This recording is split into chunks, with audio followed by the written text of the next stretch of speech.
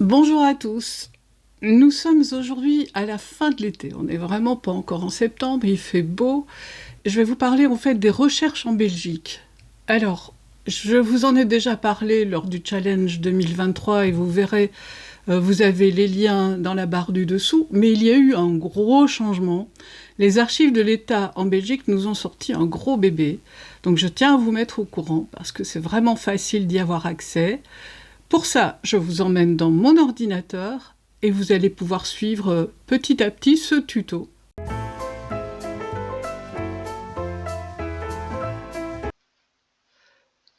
Bonjour à tous, vous êtes sur À toute branche généalogie et je vous sors un bébé qui est lourd en fait, qui est une ressource en Belgique. Et je suis ravie de vous retrouver après cette toute petite pause et de vous annoncer que en fait, c'est le site des archives de l'État en Belgique qui a fait un gros changement.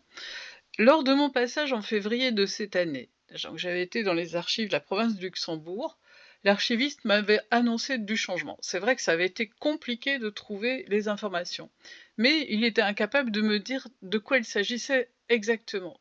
Il y avait déjà eu une énorme mise à jour en janvier 2023 qui était vraiment fantastique, et visiblement, les fourmis archivistes ont travaillé d'arrache-pâte pour ce projet qui a donné naissance donc le 11 juin 2024 à une belle enfant, et cette belle enfant s'appelle Agatha. Alors retenez bien ce prénom parce que c'est facilement mémorisable pour votre accès aux archives de généalogie. Donc c'est carrément un environnement de recherche. Il est minimaliste parce qu'il n'a que 4 pavés, en tout cas pour le moment, ce qui est déjà très bien. Et quand vous cliquez en fait sur les pavés, vous verrez que ça vous renvoie à plein de petites choses. J'exagère, plein de millions de petites choses. Vous verrez comment ça se passe. Alors, pourquoi Agatha? Agatha, alors ça c'est un jeu, ceux qui ne connaissent pas la Belgique me posent souvent la question, mais pourquoi ce nom? Pourquoi telle chose? Et en fait, il faut pas oublier qu'en Belgique, il y a 3 langues officielles, plus l'anglais qui a été rajouté. Donc il faut trouver un mot qui convient à toutes les langues, sans commencer à le traduire et à se perdre dans tout. Donc Agatha, c'est archivistique, généalogique, analytique, thématique, historique, académique. Et vous pouvez voir dans les 4 langues, en fait, ça commence toujours par A, donc c'est un coup, c'est bingo, quoi. C'était vraiment une très, très bonne idée. Alors, on va un petit peu explorer Agatha. Vous avez les sources généalogiques et ce moteur, en fait, vous allez me dire: «Bah oui, mais moi j'ai appris, il y a pas longtemps que je pouvais passer par généalogiearch.be». Beh là, c'est pareil, en fait. Vous pouvez y aller, hop, et vous vous retrouvez sur le site, qui avait été mis en place. Il a juste changé de nom et d'adresse.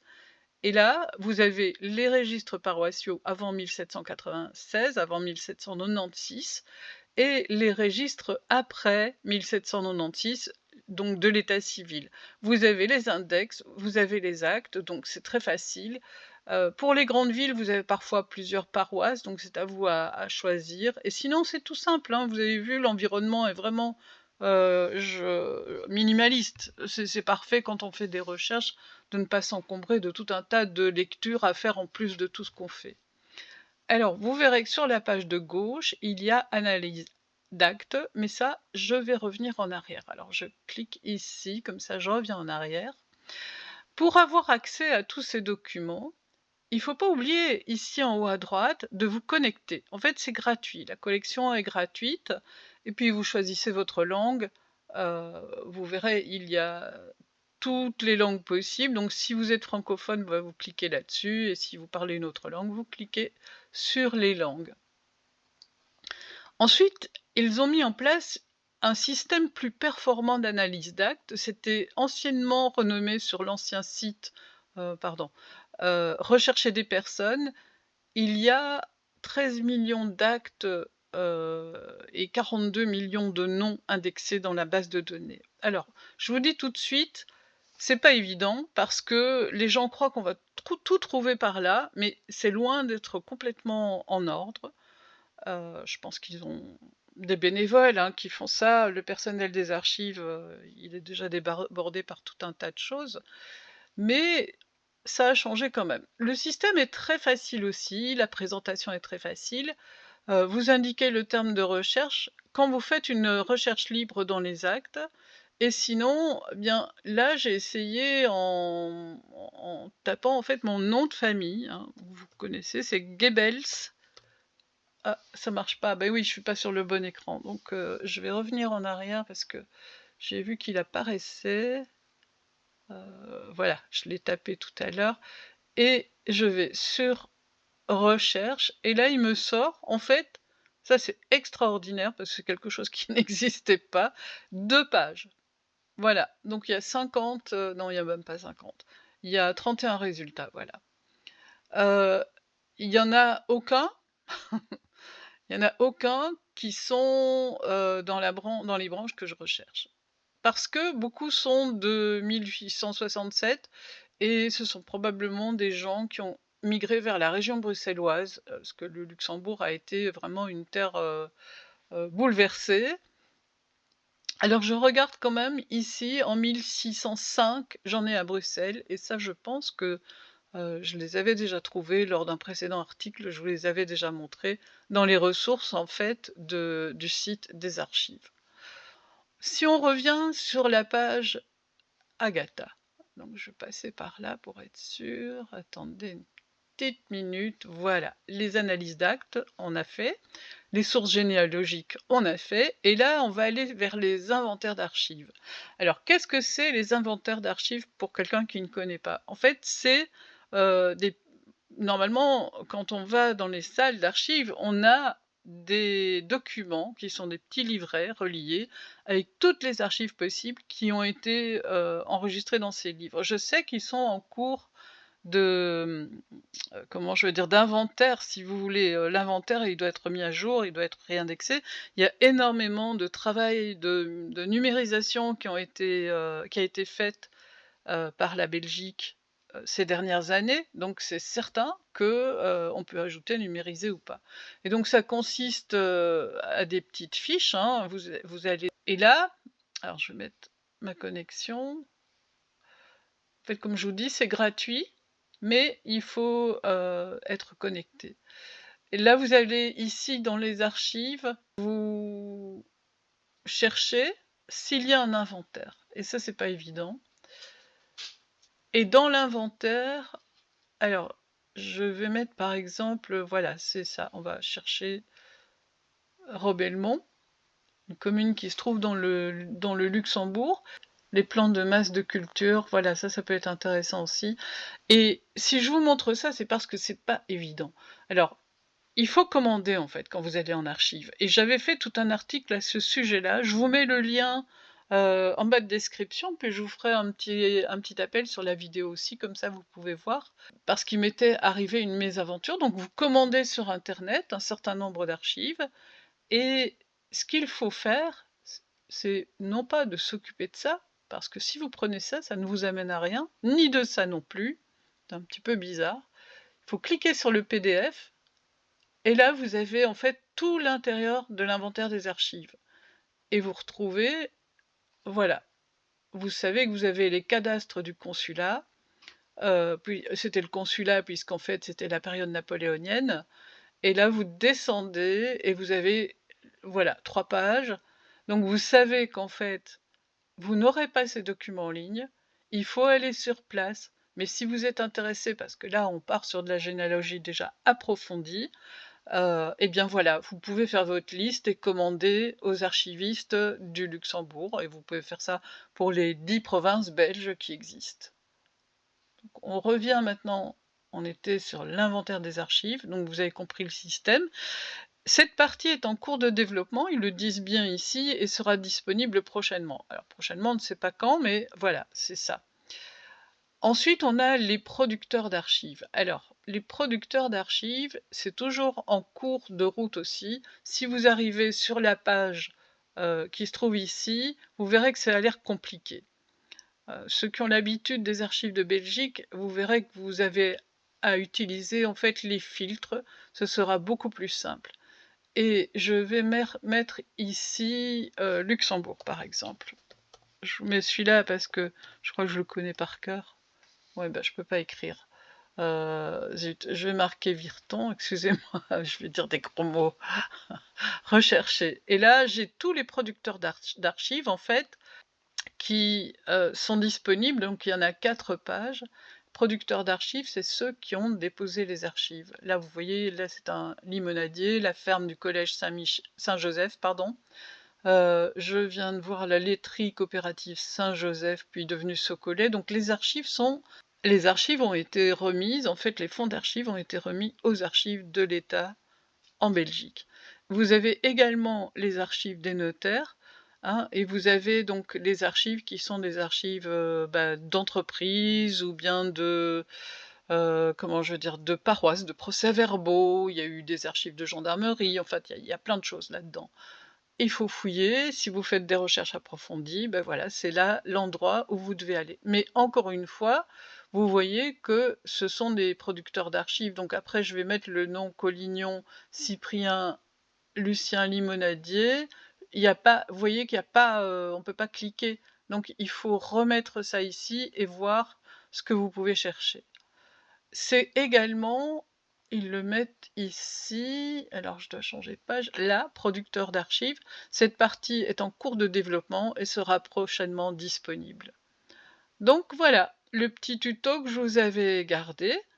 Donc la page est minimaliste. La plupart des généalogistes vont aller ici, donc dans les sources généalogiques.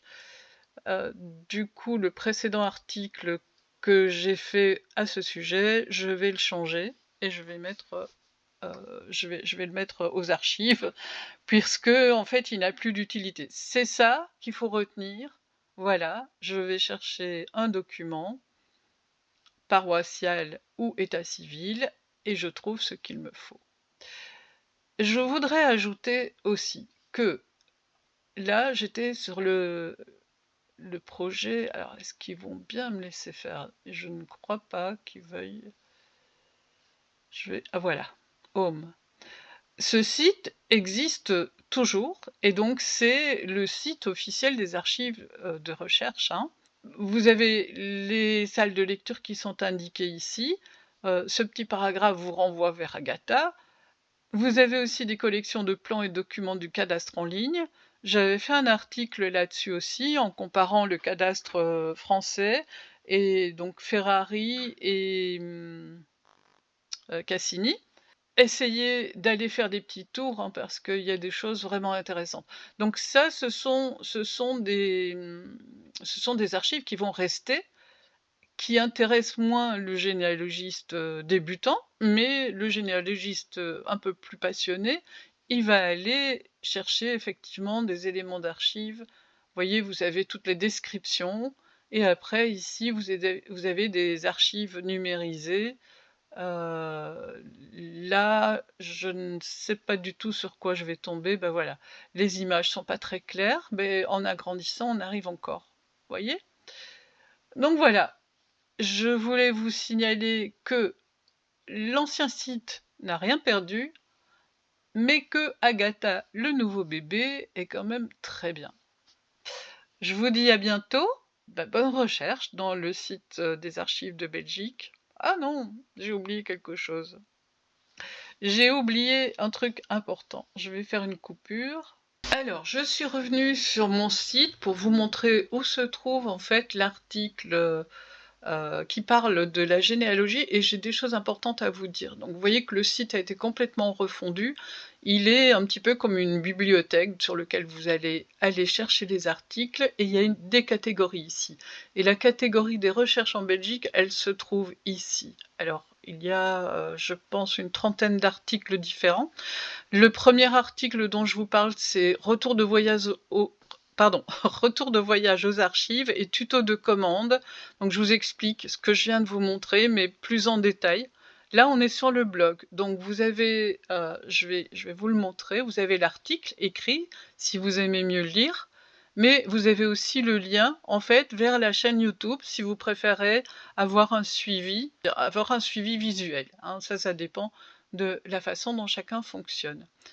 Et je vais aussi aller vous chercher alors c'est l'article D, parce que ce sont des articles qui ont participé en fait au challenge de 2023 qui était les ressources en Belgique. Et là, nous avons le D des registres de population, j'ai tout mis là-dedans, et vous avez donc en fait les règles de communicabilité qui ne sont pas les mêmes qu'en France, hein. En Belgique, les ressources pour la généalogie, elles ne sont rendues publiques qu'après 50 ans pour les actes de décès, 75 ans pour les actes de mariage et 100 ans pour les actes de naissance. La numérisation des registres de l'état civil des années 1910 à 1950 a débuté en 2022 aux archives de l'État de Mons, Beveren et Louvain. Donc en fait, il n'y a que 3 sites de dépôt d'archives qui sont en cours de ces numérisations. Donc c'est pour ça que la plupart du temps, si vous allez sur les archives, vous ne trouverez pas des documents, ça s'arrête à peu près jusqu'en 1912. Donc comment fait-on quand on n'arrive pas à trouver les documents? C'est très simple. En fait, en Belgique, le service fédéral public a institué en fait une base de données qui s'appelle la BAC, et toutes les archives qui sont assez récentes en fait se trouvent là. C'est-à-dire que si vous voulez trouver le domicile de votre père, mère, grand-mère, etc., il faut que vous soyez de la famille proche. Bien, c'est très simple, il suffit d'écrire à l'état civil de la commune concernée, en envoyant un email, en argumentant et en donnant le plus de dates précises. Et la commune, en fait, elle est reliée à la BAC, elle va chercher dans la base de données et elle vous renvoie l'acte. Alors c'est payant en Belgique, mais si vous êtes très aimable, il y a moyen de passer au travers. Là, si vous êtes en Flandre, comme beaucoup de Français du Nord, là, du Pas-de-Calais, etc., je vous conseille d'utiliser le lien Google Translate. Si jamais, par exemple, vous ne savez pas la commune de décès, mais vous connaissez la commune de mariage, vous écrivez à la commune de mariage et vous demandez si par hasard ils pourraient vous trouver la commune de décès. En fait, ils peuvent le faire parce qu'elles sont dans la base de données. Ils vont vous renvoyer vers une autre maison communale et vous recommencerez votre demande. Voilà. C'est à peu près tout ce que j'ai à dire. Pour aujourd'hui, c'est déjà pas mal. J'espère que les explications ont été simples et claires. Je pense qu'ils ont fait une avancée majeure et que vous allez pouvoir trouver votre bonheur. N'oubliez pas de partager, de liker et puis de vous abonner aussi. Ça continue de progresser. Là, on est à la limite de frôler les 10 000 vues, ce qui est quand même formidable. Vous êtes formidable. Et puis, j'aime beaucoup vos commentaires. Je réponds à chaque commentaire et ils sont toujours intéressants. Donc, je vous dis bye bye, à la prochaine fois.